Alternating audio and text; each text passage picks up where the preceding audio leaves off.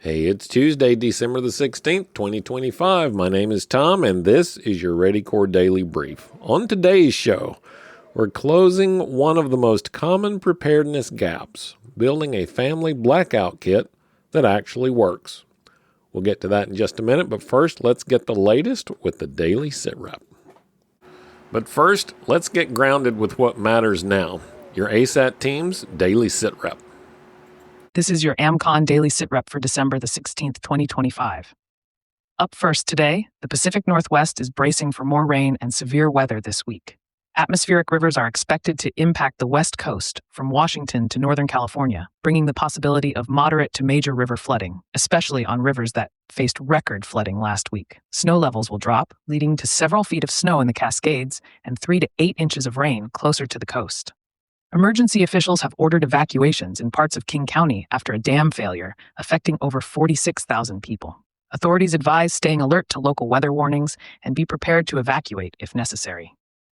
In health news, heavy consumption of energy drinks has been linked to severe strokes. Physicians in England reported a case of a healthy man in his 50s who suffered a debilitating stroke attributed to drinking 8 energy drinks daily. Research indicates that energy drinks can dangerously increase blood pressure and disrupt heart rhythm due to stimulants beyond caffeine. The medical community is calling for tighter regulation and public awareness on the risks associated with these beverages. Consumers are advised to be cautious and inform their doctors about their energy drink consumption. Turning to public safety, there is an increasing trend of violence this holiday season. Experts emphasize the importance of choosing preparedness over paranoia.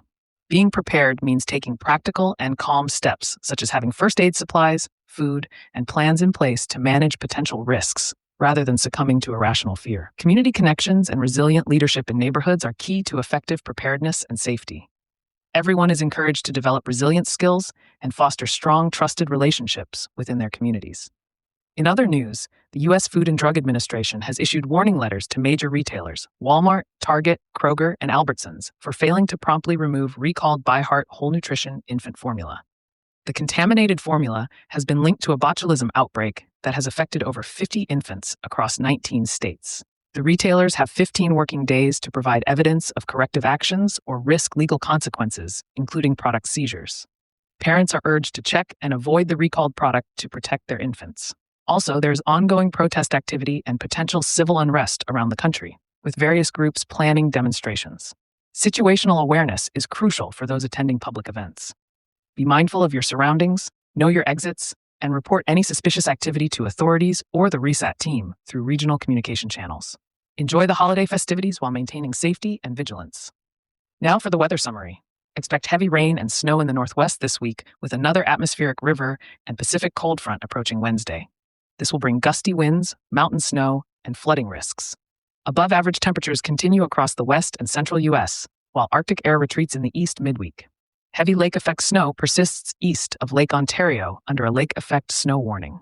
Please stay alert for local weather updates and advisories, especially if you are in the Pacific Northwest region. That wraps up today's Sit Rep. Members can access the American Contingency Members Only site to get the full report and more in-depth analysis of today's stories, along with practical preparedness tips, training opportunities, and resources to help you, your family, and your neighborhood stay crisis ready. So yesterday we talked about the Johnsons and their power outage and how they had a plan that just worked. But the first time the power went out for more than a few minutes, they learned something important. Nobody knew where the flashlights were. Kids were using the lights on their phones. Emma was searching downstairs. Ryan was out in the shed trying to start a generator that hadn't been used in a year. By the time they got things sorted, half the candles had burned down and the batteries were already dead.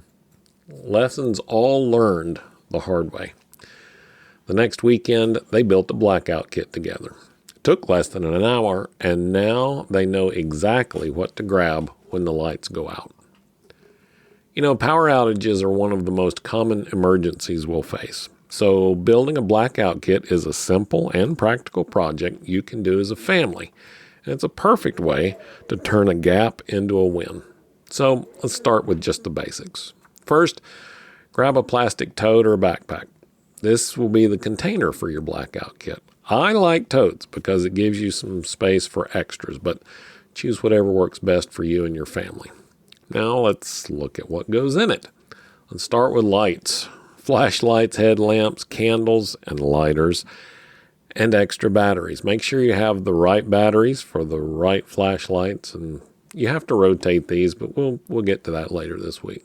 Some light source, and at least one, maybe two, for every member of the family. So power is the next big one. It's a backup charger, a power bank for your phone or essential devices, maybe one of those hand crank things. Man, those are a workout. But it does give you the ability to keep the communication devices, especially charged. So have one in there.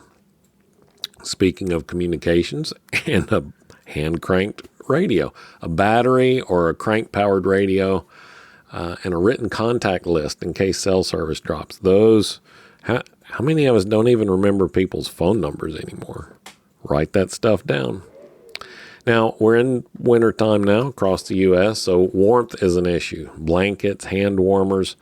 Now, plan for staying comfortable if the outage lasts overnight. And don't overlook leaving. Just go to a hotel or go to a friend's house. Find a way. You have to think about those things ahead of time and find ways to stay warm. Safety. Small first aid kit, matches or lighter, medications that you might need, and some cash, especially if you need to go to the hotel.